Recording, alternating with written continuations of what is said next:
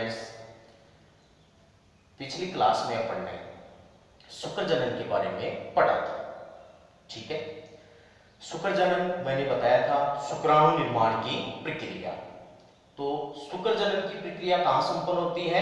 वर्षण की शुक्र जनन नलिकाओं में संपन्न होती है। ठीक है, शुक्र जनन का प्रारंभ कब होता है? प्यूबर्टी आने पर, यानी यौवनावस्था आने पर शुक्र जनन का प्रारंभ होता है। ठीक है, तो शुक्र जनन की मैंने आपको दो प्रावस्थाएं बताई थी। कौन कौन सी? एक तो स्पर्मेटोसाइटोजेनेसिस और एक स्पर्मियोजेनेसिस। स्पर्मेटोसाइटोजेनेसिस की अपन ने तीन प्रावस्थाएं पढ़ी थी, और तीन प्रावस्थाएं कौन कौन सी थी? गुणन, वृद्धि और परिपक्व। ठीक है, तो आज हम उनको एक चार्ट के द्वारा देखें। ठीक है, तो सबसे पहले अपन बात कर रहे थे किसकी?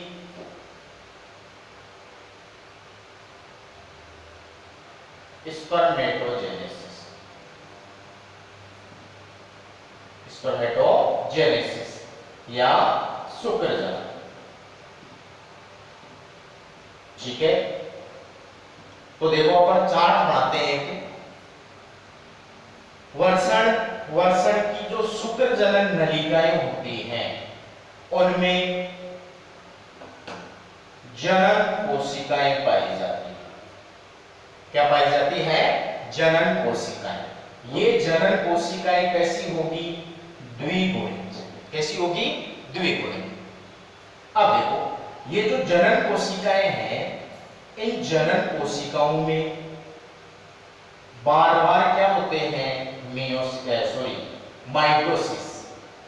बार बार क्या होते हैं? समसूत्री विभाजन।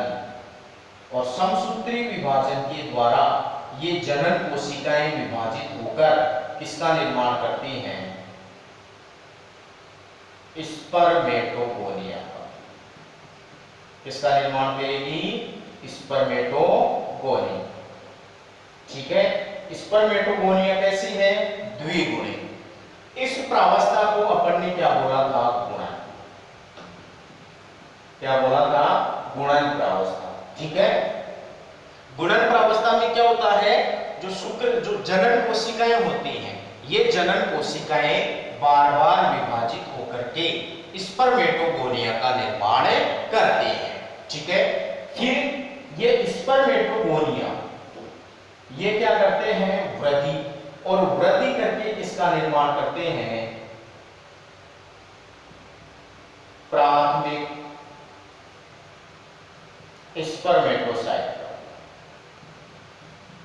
प्राथमिक स्पर्मेटोसाइट। ठीक है बच्चों, तो स्पर्मेटोगोनिया क्या करेंगे? वृद्धि। और वृद्धि करके किसका निर्माण करते हैं? प्राथमिक स्पर्मेटोसाइट का। ये जो प्राथमिक स्पर्मेटोसाइट है, ये भी कैसे होंगे? द्विगुणित। ठीक है, तो ध्यान रखना, पहली प्रावस्था क्या होगी? गुणन। तो गुणन प्रावस्था में कौन से विभाजन होते हैं? समसूत्री विभाजन। दूसरी प्रावस्था कौन सी हो गई? वृद्धि प्रावस्था। वृद्धि प्रावस्था में केवल क्या होगी? वृद्धि होगी। और किसका निर्माण हो जाएगा? प्राथमिक स्पर्मेटोसाइट का। ठीक है, अब ये प्राथमिक स्पर्मेटोसाइट है, इस प्राथमिक स्पर्मेटोसाइट में मियोसिस फर्स्ट होता है। प्राथमिक स्पर्मेटोसाइट में क्या होगा? Meiosis first. ठीक है, यानी अर्धसूत्री विभाजन प्रथम होता है। जब मियोसिस फर्स्ट होता है तो इस एक प्राथमिक स्पर्मेटोसाइट से दो क्या बनेंगी? द्वितीयक स्पर्मेटोसाइट। द्वितीयक स्पर्मेटोसाइट। ठीक है, यहां पर भी क्या बनेगा? द्वितीयक स्पर्मेटोसाइट। अब यहां पर बच्चों ध्यान रखना, ये जो द्वितीयक स्पर्मेटोसाइट है ये मियोसिस के द्वारा बने हैं, तो ये कैसे होंगे? अगुणित। कैसे होंगे? अगुणित। ठीक है, तो तो प्राथमिक स्पर्मेटोसाइट में मेयोसिस फर्स्ट होता है, तो दो क्या बनेंगे, द्वितीयक स्पर्मेटोसाइट। वो कैसे होंगे, एगोनी। ठीक है, अब इन द्वितीयक स्पर्मेटोसाइट में मेयोसिस सेकंड होगा, इसमें भी क्या होगा, मेयोसिस सेकंड।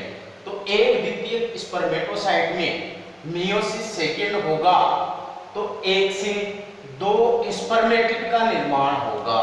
ठीक है बच्चों, इस द्वितीयक स्पर्मेटोसाइट में क्या होगा, मेयोसिस सेकंड।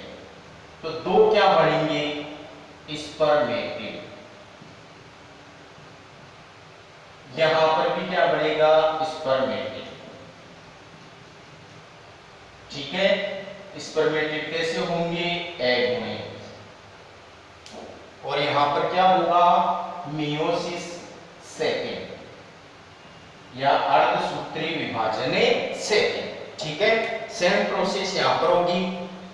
इस द्वितीय स्पर्मेटोसाइट में भी मेयोसिस सेकंड होगा, तो दो क्या बन जाएंगे, स्पर्मेटिड।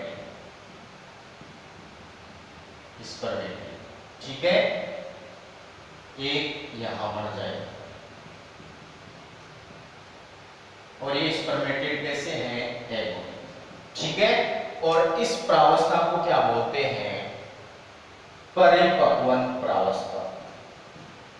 इसको क्या बोलेंगे अपने, परिपक्वन प्रावस्था। मैंने आपको बताया था कि जो परिपक्वन प्रावस्था है, इस परिपक्वन प्रावस्था में कौन सा विभाजन होगा, अर्धसूत्री विभाजन होगा। तो एक प्राथमिक स्पर्मेटोसाइट अर्धसूत्री विभाजन के द्वारा विभाजित होकर के 4 स्पर्मेटिड का निर्माण करता है। ठीक है, तो ये 3 प्रावस्था हो गई। पहले गुणन, गुणन में समसूत्री विभाजन होगा और किसका निर्माण होगा, स्पर्मेटोगोनिया का। फिर स्पर्मेटोगोनिया वृद्धि करेंगे और वृद्धि करके किसका निर्माण करेंगे, प्राथमिक स्पर्मेटोसाइट का। ये कौन सी प्रावस्था हो गई, गुणन प्रावस्था। और तीसरी होती है परिपक्वन प्रावस्था।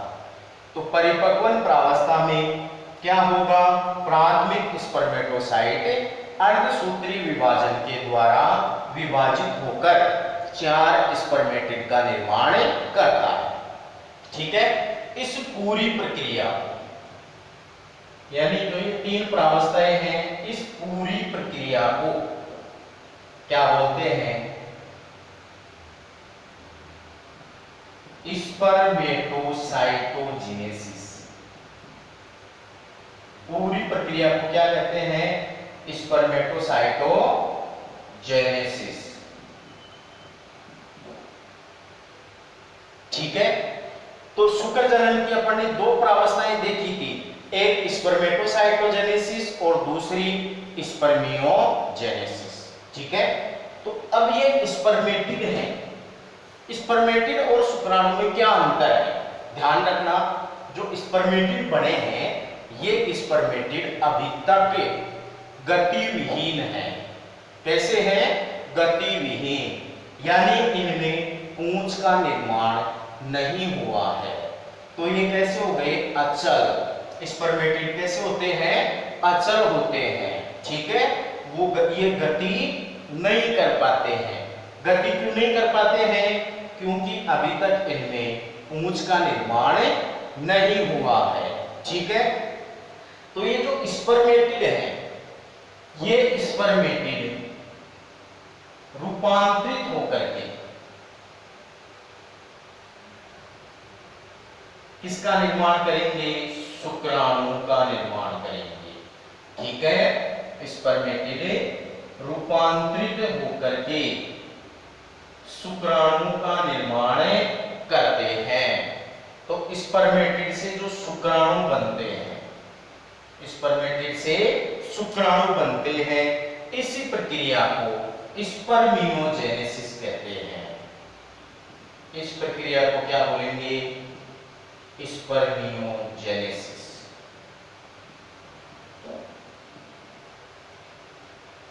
ठीक है बच्चों, तो अपन ने जो पिछली क्लास में पढ़ा था शुक्र जनन की प्रक्रिया, उसको अपन ने यहाँ पर चार्ट के द्वारा देखा, ठीक है। और ये चार्ट आपको आसानी से समझ में आया होगा, ठीक है। तो ये शुक्र जनन की प्रक्रिया है जो चार्ट के द्वारा मैंने आपको यहाँ पर क्लियर करवा दी। अब देखो अपन क्या पढ़ेंगे कि ये जो स्पर्मेटिड है, स्पर्मेटिड रूपांतरित होकर के किसका निर्माण कर रहे हैं, शुक्राणु का, ठीक है। स्पर्मेटिड रूपांतरित होकर के किसका निर्माण कर रहे हैं, शुक्राणु का निर्माण कर रहे हैं। इस प्रक्रिया को अपन ने क्या बोला, स्पर्मियोजेनेसिस, ठीक है। तो जब स्पर्मेटिड से शुक्राणु बनते हैं उस दौरान, जब स्पर्मेटिड से शुक्राणु बनते हैं उस दौरान स्पर्मेटिड में कुछ परिवर्तन होते हैं, ठीक है। वो परिवर्तन अपन यहां पर देखेंगे।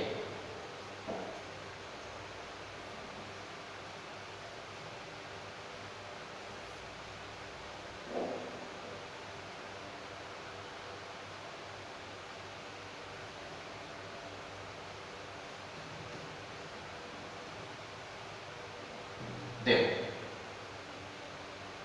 स्पर्मेटिड,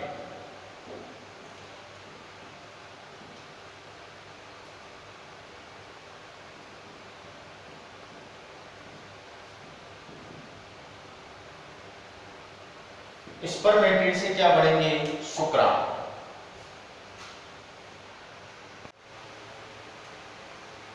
शुक्राणु, ठीक है। स्पर्मेटिड से शुक्राणु बनते हैं। इस दौरान इस स्पर्मेटिड में क्या होते हैं, रूपांतरण, ठीक है बच्चों। स्पर्मेटिड से जब शुक्राणु बनते हैं उस दौरान स्पर्मेटिड में कुछ रूपांतरण होते हैं। वो रूपांतरण देखेंगे अपन, क्या क्या रूपांतरण होते हैं। तो देखो जो रूपांतरण है वो दो जगह पर होगा। एक तो होता है केंद्रक, केंद्रक में परिवर्तन,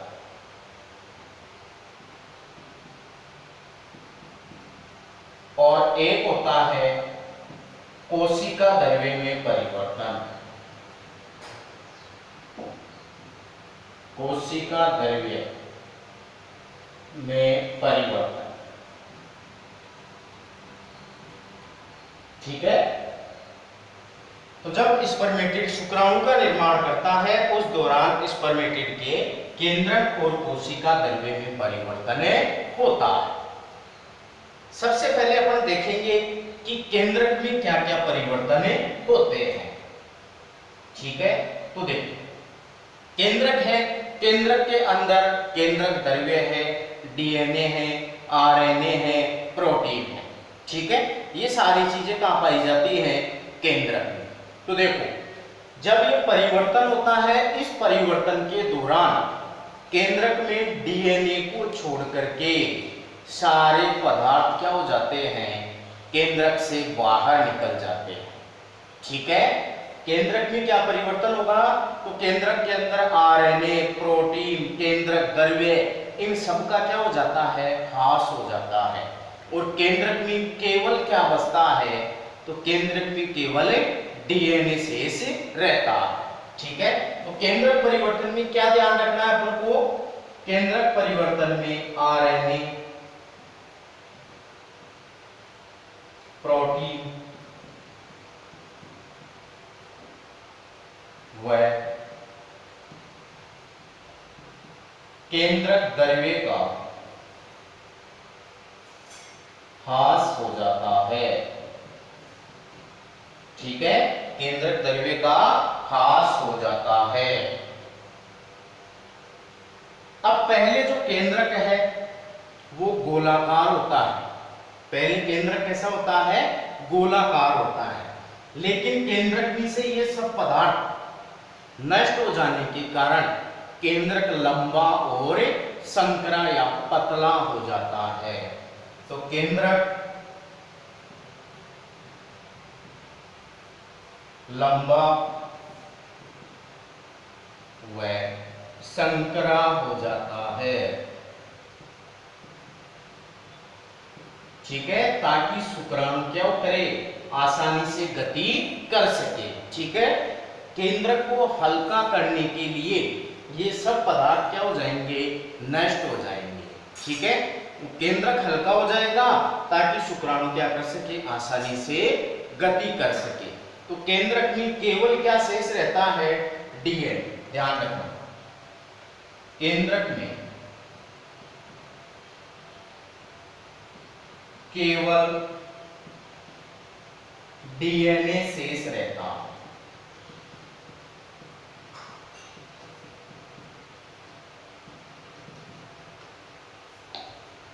ठीक है बच्चों, ये परिवर्तन किसमें होते हैं, केंद्रक में।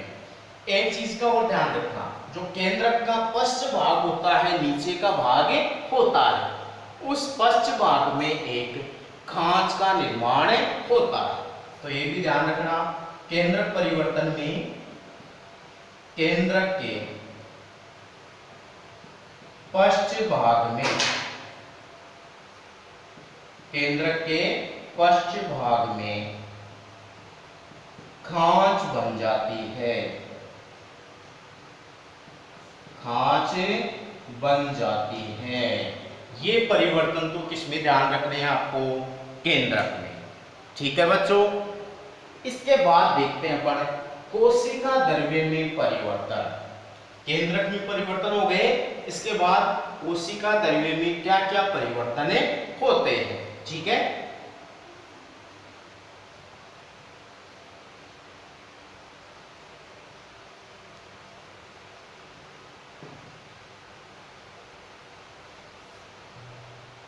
ध्यान रखना, दूसरा पॉइंट है कोशिका द्रव्य में परिवर्तन। अब अपन देखेंगे कि इस कोशिका द्रव्य में क्या क्या परिवर्तन होते हैं। तो एक चीज का ध्यान रखना, शुक्राणु निर्माण में कौन कौन से कोशिकांग भाग लेते हैं, ये क्वेश्चन भी है मेरा। शुक्राणु निर्माण में कौन कौन से कोशिकांग भाग लेते हैं। ठीक है, तो देखो, एक तो आपको ध्यान रखना है गोल्जी का, गोल्जी का। दूसरा कोशिकांग आपको ध्यान रखना है सेंट्रोसोम, सेंट्रोसोम या सेंट्रियोल।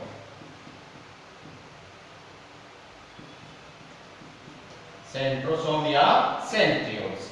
और तीसरा कोशिकांग आपको ध्यान रखना है माइटोकॉन्ड्रिया, माइटोकॉन्ड्रिया। ये तीन कोशिकांग हैं जो शुक्राणु निर्माण में भाग लेते हैं। तो कोशिका द्रव्य में आपको पता है क्या पाए जाते हैं, कोशिकांग पाए जाते हैं। ठीक है, तो इन तीन कोशिकांगों को छोड़कर गोल्जी काय, सेंट्रोसोम और माइटोकॉन्ड्रिया, इन तीन कोशिकांगों को छोड़ करके अन्य सभी कोशिकाएं क्या हो जाएंगे, नष्ट। ठीक है, तो माइटोकॉन्ड्रिया के अलावा या को छोड़कर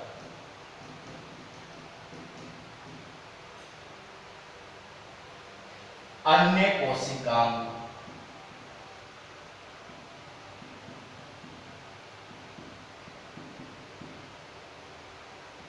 नष्ट हो जाते हैं,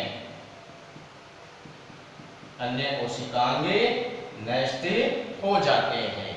ठीक है, कोशिका द्रव्य में क्या परिवर्तन होंगे, तो इसमें ध्यान रखना गोल्जी काय, सेंट्रोसोम और माइटोकॉन्ड्रिया को छोड़कर अन्य सभी कोशिकांग नष्ट हो जाते हैं। दूसरी बात, अधिकांश कोशिका द्रव्य, अधिकांश कोशिका द्रव्य नष्ट हो जाता है।